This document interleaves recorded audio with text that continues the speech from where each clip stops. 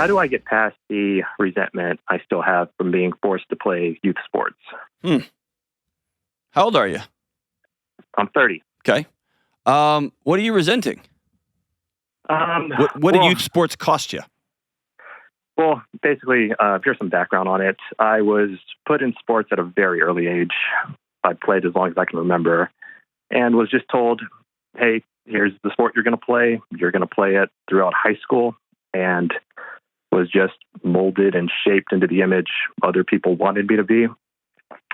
And I feel like in the end, I became a decent player, but I feel like a lot of my childhood and teenage years were miserable. Do you still have a relationship with your parents?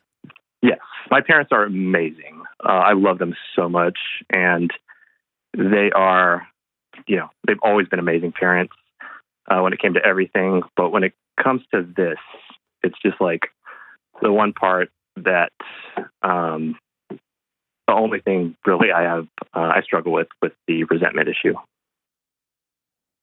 I have a hard time believing that. Prove me wrong. Mainly, sports was a big part of my life. It was, like I said, something I did at a very early age. Travel sports, youth sports, year-round. But you told me your parents were amazing and wonderful. So there's a scenario where you got to spend a lot of time with them, got to go on the road, go to hotels with them, you got to hear them cheering and screaming for you. Yes, and also a lot of long car rides home, a lot of yelling and screaming. Okay, then don't dishonor yourself by saying they're wonderful and great and the best parents of all time ever, except for this one little thing. The honest truth is, they did some really great stuff for you. They provided for you. They got you to, I'm just making stuff up. They got you to college. They're still married. They're good people. And maybe they used you to prop up their own insecurities. Maybe you were a walking, living, breathing trophy for them. And no kid should have to carry that weight. Gotcha. It definitely felt like I never played the game, that I played the game for them and not there you go. For me. So here's a big question. You're 30, and man, I could be out to lunch here, but I doubt it. What are you still doing in your life for them? Sunday lunches? Are you a lawyer and you don't want to be? Do you still have to travel to Thanksgiving? Because this is how we do it in this family. You're driving a Volvo and really you want to drive what are the things you're still doing now because your dad gives you that nod? I feel like, performance is a lot. Yep. So trying to do good at my job, trying to do good. What does do good mean? My family. Trying to make sure I'm, succeeding. With my job. I'm drilling down on purpose. What does succeed mean? Does your dad ask you how much you made last year? Yeah, making money. There you go. That's a big part of it. Do you have kids? Yes, I have two. How old are they? One is 2, and the other one is 6 months. Okay, so has he already started lecturing the 2-year-old? Yes. No, we live in a different city, so I know. But when you see him, like, well, hold on, whoa, like when the 2-year-old acts too, or talks back, or does something silly. No, I mean he will lecture me, but okay. I kind of figure, if he's my dad, he's always going to do that. He doesn't have to. He could sit outside on his front porch and drink a cup of coffee and be so happy that his son's home and get to just revel in his grandkids. He can just see that his son is smiling and his wife still likes him, and it appears that he's making good money, but who cares because they're happy.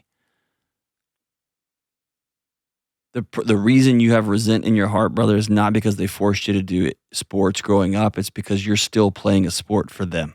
Still. Mm-hmm. And that's exhausting, man.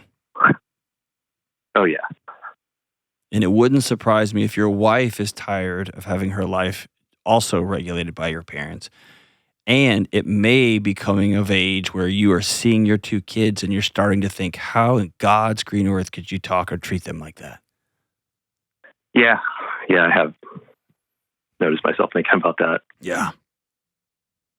So your anger isn't past tense. It is right now.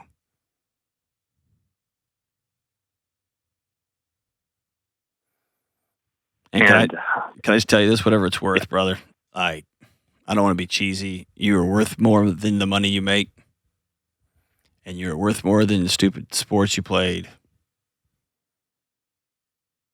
And I wish your memories of car rides with your parents was filled with fart noises and singing along to Garth Brooks songs and not getting lectured about how you should stand and hold your stance better for baseball or whatever.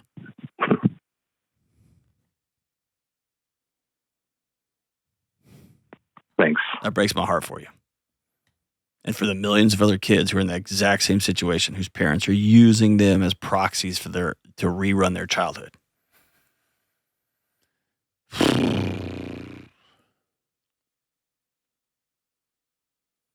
So the only thing you got now ahead of you, brother, is whatever comes next. That other stuff's already happened. What does that look like? Here's what it looks like. It's like putting your feet in the ground and standing up really tall, not in a dishonorable way, but doing things like, how's your year going? Good. Well, how much money have you made? You know what? I'm just going to start keeping that private between me and my wife. Are you serious right now? Yeah, I'm just going to stop talking about money. Hey, Thanksgiving, we're doing actually this year for Thanksgiving, we're going to go to Disneyland. We're taking the kids. Your mother's going to be really upset. Yeah, but this year we're not going to come. And you're going to feel guilty, and you're going to feel ashamed, you're going to feel less than, and there's going to be the you really hurt your mother, all that stuff. That's okay. My days of living my life for y'all are now officially over. I have my own wife and my own kids. And every bit of this will feel hard and weird. All right, I'm throwing a lot at you. Talk back. Yeah, I mean, it just to think about, throwing my shoulders back and just being with my family and kind of taking charge. Sounds good. Will you do it? Yeah, I will. Can I flip this whole thing over on you for a second? Yeah, go for it. Does your mom and dad know? Do they know about the resentment? Yeah. I don't think so. The few times it's been brought up, they kind of just shrug their shoulders and go, "Oh, what do you mean? Of course you had fun playing." No, I'm not talking about the resentment from childhood sports. I still think that's the proxy. I'm talking about right now. When your mom calls and asks, "Have you done this with your kids yet? Why are you letting them?" Dude, you don't get a vote. They don't get a vote, brother. Do they know that?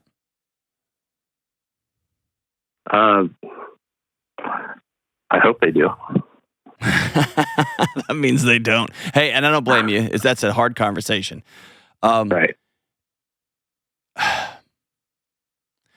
It will be cruel if you find yourself continuing along the same path, doing what they want to do, responding to their inquiries, trying to be successful so that somehow, some way your dad will finally say he's proud of you, or at least not say he's disappointed in you. And you come to resent them because that resentment will be on the back of you not having boundaries because you're 30 years old now. Mm-hmm. You are now no longer being dragged around in the back of a Suburban. And so the most fair and honorable thing you can do for them is to establish boundaries so that you can preserve the relationship. The most unfair thing you can do is just to say nothing and continue to seethe and seethe and seethe and seethe until you finally explode.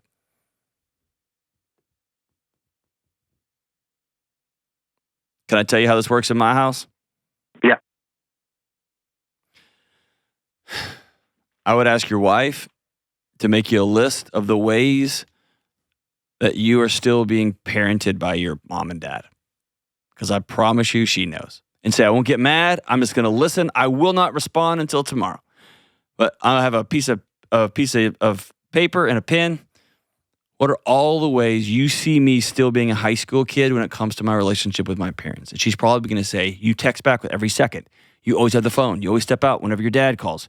You are always having to report stuff to your dad because you need to make sure he knows how much money you made on the sale or what. And every time your mom comments on why is the kid's shoes scuffed up, that you turn around and Why aren't we calling enough or FaceTiming enough? Or she's probably got a whole list of things. Give her permission to shine a light in the areas where you can't see, where it's dark. And then I want you just to exhale and spend a couple of days with that list and ask yourself, is this true? And then begin the hard, painful, awful, hellish walk that is right back through the middle of that. I don't need their approval anymore. I wish I had their love. It'd be awesome, but I don't have their approval anymore. And I never had it in the first place. And all of their weight on me was never about me. It was about them. And they actually probably did want the best for me. They just didn't know how to say it, so they thought performance was the best. And then, anyway, I got to walk back through the middle of that. And on the other end, you're going to stand up tall and say, this is my house with my wife. And as for us in our house, here's how we're going to be. Mom and Dad, we want you to be a part of it. We hope you are, but here's what that means. It's a tough, tough, tough road, brother. And I'm not saying cut them out, but I'm saying it's time for you to get out of the back of that Tahoe or that Suburban and begin to live your own life. This is not about childhood sports. This is about right now.